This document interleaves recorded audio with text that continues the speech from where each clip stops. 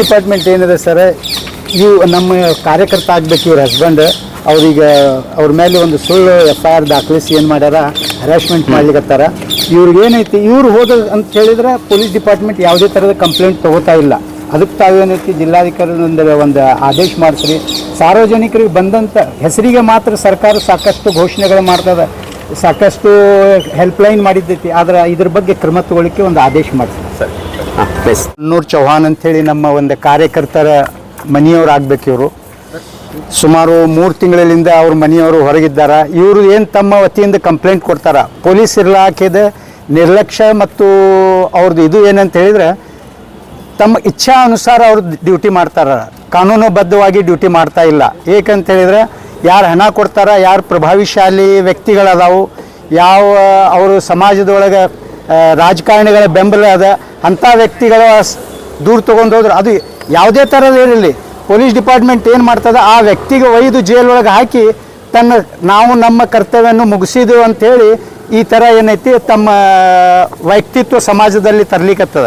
ಅದ್ರ ಬಗ್ಗೆ ಏನೈತಿ, ಈ ಮಹಿಳೆ ನಾನು ಸದಾ ಈ ಮಹಿಳೆ ಪಾರಾಗಿ ಒಂದು ಕಂಪ್ಲೇಂಟ್ ಕೊಟ್ಟರು, ಇನ್ನೂವರೆಗೂ ಆ ವ್ಯಕ್ತಿ ವಿರುದ್ಧ ದೂರು ದಾಖಲಿಸಿಲ್ಲ.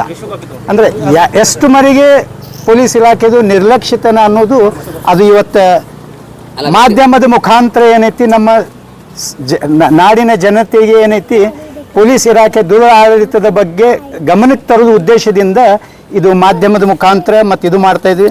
ನಮ್ಮ ಸಮಸ್ಯೆ ಏನದ್ರಿ?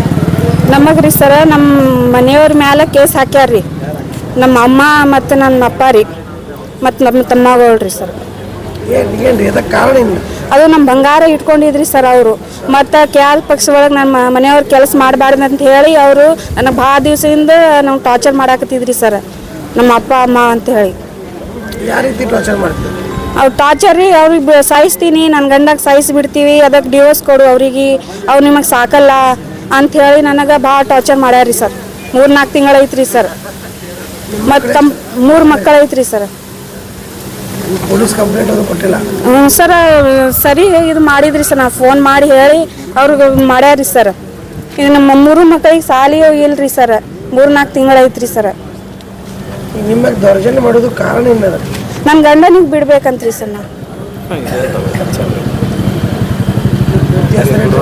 ಶೋಭಾ ನಾರಾಯಣ ನಾಯ್ಕ ರೀ. ಕುಟುಂಬ ವ್ಯವಹಾರ ಇದನ್ನೈತಿ ಅಥವಾ ಎದ್ರ ಸಲುವಾಗಿ ಅವರು ನಿಮ್ಮನ್ನು ಪ್ರೆಷರ್ ಮಾಡ್ತಾ ಇದಾರೆ ನಿಮ್ಮ ಗಂಡನ ಬಿಡು ಅಂತ ಹೇಳಿ? ಅದು ನಮ್ಮ ಬಂಗಾರ ಇಟ್ಕೊಂಡಿದ್ರಿ ಅವರು, ನಮ್ಮ ಬಂಗಾರ ತಗೊಂಡಿದ್ದು, ಅದರ ಸಂಬಂಧ ಜಗಳ ಆಗ್ಯದ್ರಿ. ನಮ್ಮ ಅಂದ್ರೆ ನಿಮ್ಮ ಮನೆಯವ್ರ ಹೆಸರಿನಿಂದ ಇವರು ಜಾಮೀನ್ದಾರಾಗಿ ಸಾಲ ಅದು ಕೊಡಿಸಿದ್ರು, ಅದು ಬಿಡ್ಲಿ ಅಂತ ಹೇಳಿ ನಿಮ್ಮ ಇಷ್ಟೆಲ್ಲ ಪ್ರೆಷರ್ ಮಾಡ್ತಾ ಇದ್ದಾರೆ. ಮತ್ತೆ ಇದ್ರ ಬಗ್ಗೆ ನೀವು ಕಂಪ್ಲೇಂಟ್ ಕೊಟ್ರಿ, ಅವ್ರ ನಿಮ್ ಗಂಡನ ಜೀವಕ್ಕೆ ಇದನ್ನ ಅಪಾಯ ಐತಿ, ಕೊಲ್ತೀನಂತೂ ಹೇಳಿದ್ದಾರೆ. ಮತ್ತೆ ಇಷ್ಟು ಬಹಿರಂಗವಾಗಿ ಮಗಳ ಹತ್ರ ಅಳಿಯಾನ ಕೊಲ್ತೀನಿ ಅಂತ ಹೇಳ್ತಾರ.